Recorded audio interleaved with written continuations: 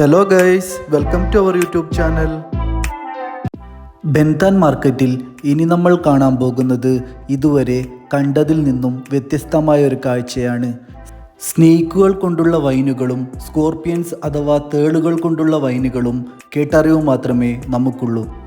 എന്നാൽ ഹൊച്ചിമിൻ സിറ്റിയിലെ ബെൻതാൻ മാർക്കറ്റിൽ വന്നു കഴിഞ്ഞാൽ നമുക്ക് ഇവ നേരിട്ട് കാണാം. ചില കടകളിൽ ടേസ്റ്റ് ചെയ്യാനുള്ള ഓപ്ഷനുമുണ്ട്. ഞാൻ വിചാരിച്ചത് ഇതിൻ്റെ വില വളരെ കൂടുതലായിരിക്കുമെന്നാണ്. എന്നാൽ ഇത്തരം വൈനിൻ്റെ വിലകൾ അറിയാൻ സാധിച്ചത് 3 ലക്ഷം മുതൽ 10 ലക്ഷം വരെ എന്നാണ്.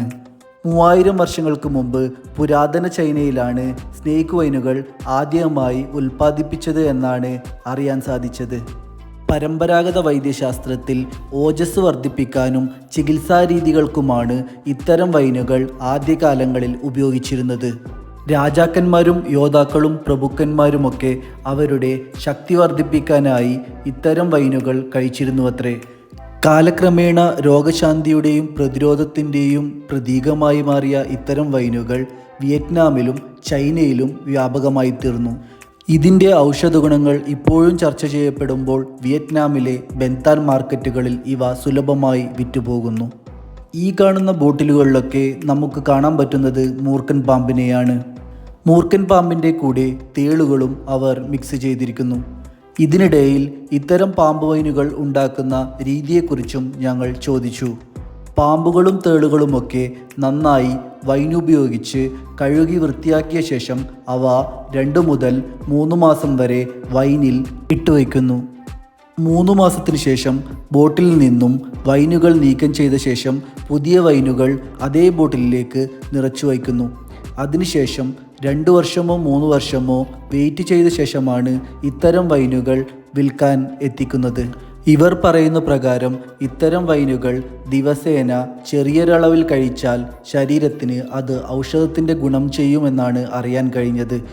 പക്ഷേ ഇതിൻ്റെ സത്യാവസ്ഥയൊന്നും നമുക്കറിയില്ല. അടുത്തതായി പോയത് ചോക്ലേറ്റുകളും ഡ്രൈ ഫ്രൂട്ട്സുകളും വിൽക്കുന്ന ഏരിയയിലേക്കാണ്. പലതരം ഡ്രൈ ഫ്രൂട്ട്സുകൾ നമുക്കിവിടെ കാണാവുന്നതാണ്. അങ്ങനെ ചോക്ലേറ്റുകളും ഡ്രൈ ഫ്രൂട്ട്സുകളും സ്പൈസസുകളും നിറഞ്ഞു നിൽക്കുന്ന ബെൻതാൻ മാർക്കറ്റുകളിലൂടെ നടന്നുകൊണ്ടിരുന്നു. വിയറ്റ്നാമിലെ ജനങ്ങൾ കൂടുതലായി ഉപയോഗിക്കുന്ന മറ്റൊരു സാധനമാണ് കോഫി. വിയറ്റ്നാമിലെ കാർഷിക വിളകളിൽ മുൻപന്തിയിൽ നിൽക്കുന്നതും കാപ്പി തന്നെ. ബെൻതാൻ മാർക്കറ്റിലും നമുക്ക് വിവിധ തരത്തിലുള്ള കാപ്പികൾ ലഭ്യമാണ്. കോഫി ഉണക്കിയെടുത്ത കുരുരൂപത്തിലായാലും പൗഡർ രൂപത്തിലായാലും ഇവിടെ ലഭ്യമാണ്. കോഫിയുടെ ടേസ്റ്റ് നോക്കി വാങ്ങാനുള്ള സൗകര്യങ്ങളും എല്ലാ ഷോപ്പുകളിലും ഒരുക്കിയിരിക്കുന്നു.